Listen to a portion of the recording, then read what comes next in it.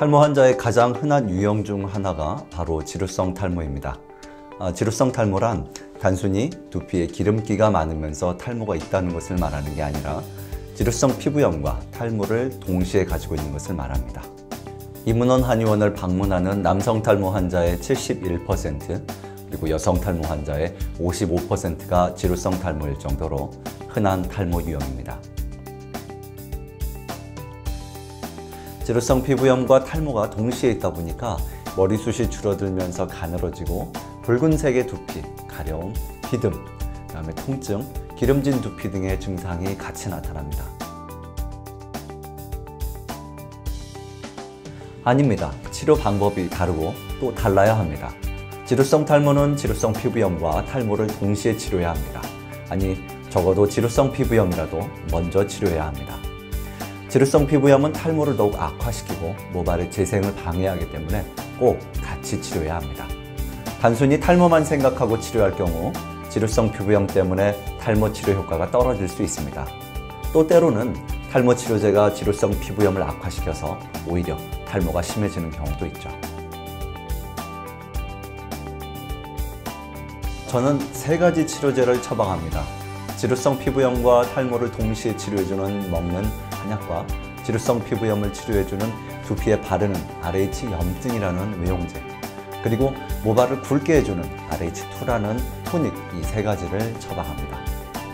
먹는 한약은 지루성 피부염과 탈모의 근본적인 원인을 제거해주는 역할을 합니다.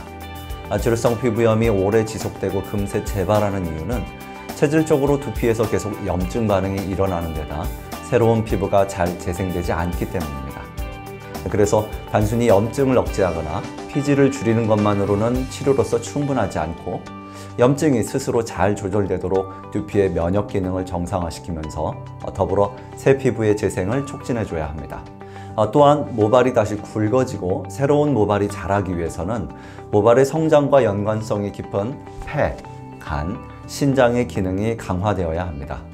현대인들의 생활 방식과 음식, 스트레스 등을 살펴보면 폐와 간, 신장의 기능과 또 면역력이 약해지기 쉽고, 그래서 지루성 탈모가 점점 많아지는 것입니다.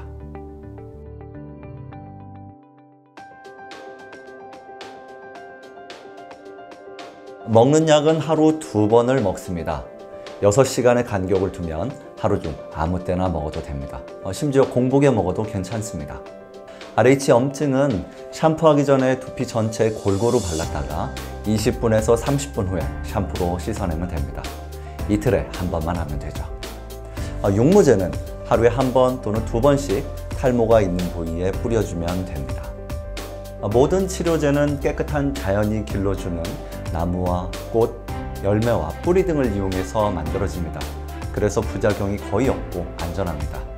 불편이 있다면 약을 먹는 처음 1주 또는 2주 동안은 가스가 찬다든지 조금 묽은 변을 본다든지 이런 증상이 있지만 이후에는 다시 정상적으로 되돌아옵니다.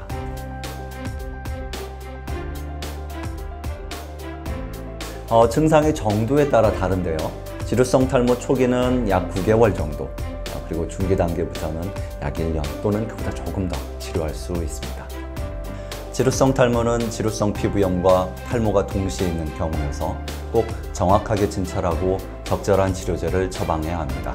그렇게 하면 좋아질 수 있습니다.